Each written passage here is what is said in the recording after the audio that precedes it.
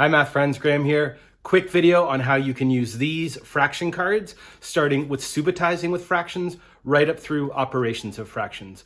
But do us all a favor, if you have an opportunity to test drive these, whether you're teaching in person or remotely, be sure to share the amazing things that you're doing and how you're using these cards, whether it be on Twitter or on Instagram, using the hashtag fraction cards. All the best, hope you enjoy the video, and let's share how we're using them. So let's go ahead and just quickly run through this here. So what's the first thing that you might want to do with students? Well, you could just play some quick images. So this is what quick images would look like. You show students a card and they just call out that number. So 1/4, 1/2, 3/4, a whole,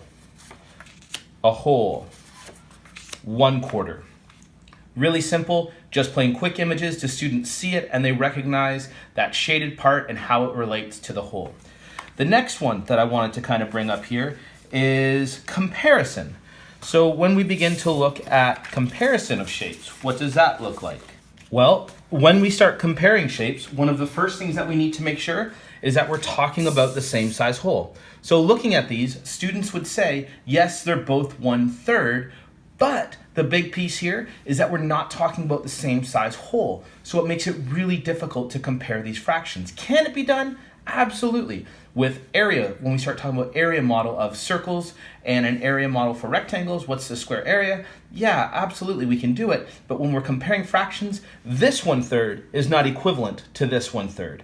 So just something to kind of take into account as we begin to dive. Big misconception for students. So we might go ahead and do something like this. What's greater? This one or this one? And students have to call out the fraction that is greater. Well, here 1/3 is greater than 1/4. Students can visually see the connection. Let's flip over our next two. So the next one might be 3/1/4 and 1/2, which is greater. Well, we know that 3/1/4 is greater than 1/2 when we're talking about the same size whole. So what's the next thing you could do? Well, you could have students, maybe they take 3 cards and they flip over 3 cards and then they have to put them in order, in some kind of order. So we take 3 cards, we put them down, we flip over our 3 cards, and now we have to put them in order from least to greatest. So there's our 3 cards, we look at it. Well, we can see that a quarter is less than 1/2, a 1/2 is greater than a quarter, and this one right here, this 2/3, this is actually greater than 1/2. So here we can see that a quarter is less than 1/2 and 2/3 is greater than 1/2. So that's how it works with comparison. We could also play a game where we just tell students add a 1/2. So we show them a card and then we ask them to add a 1/2 to whatever card they see. So I flip over this card, add a 1/2. 3/4. Add a 1/2, 1 1/3. Add a 1/2, a whole. That building of fluency through visual models is a really important thing and strategy that we can begin to use here just with these cards here. Another one we can do is play what's the sum, where students take 2 cards, they flip them over, and here, what's the sum? Well, we can see that if we take this 1/2 right here, and we give it to this 1/2, we have 1 whole, and we have a quarter left over. So a 1/2 plus 3/4 is 1 whole and a quarter.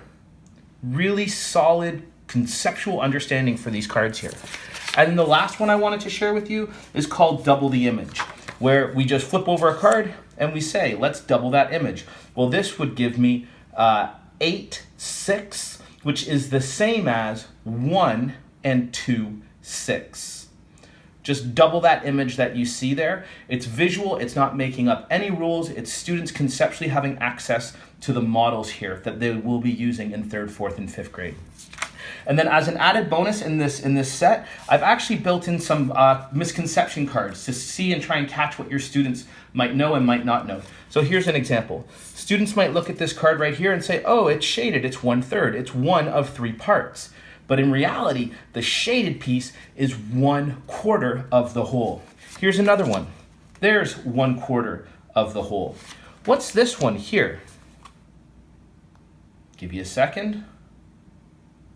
yeah, you can see that it's 5/8 of the whole. If we take this piece here, slide it down, we're actually left with one small little triangle that's greater than a half. So you're left with 1/8 greater than a half, which is 5/8.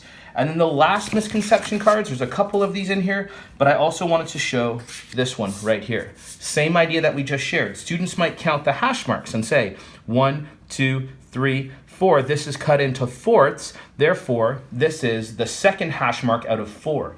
But we look at this and we know, hey, this isn't less than a half. This is actually, what is it? Well, it's 4/6 of the number line. So let's try and catch our students when they begin to create these little rules that might not necessarily have conceptual understanding. So there you have it. I look forward to seeing how you're using the cards when you share them. All the best and take care.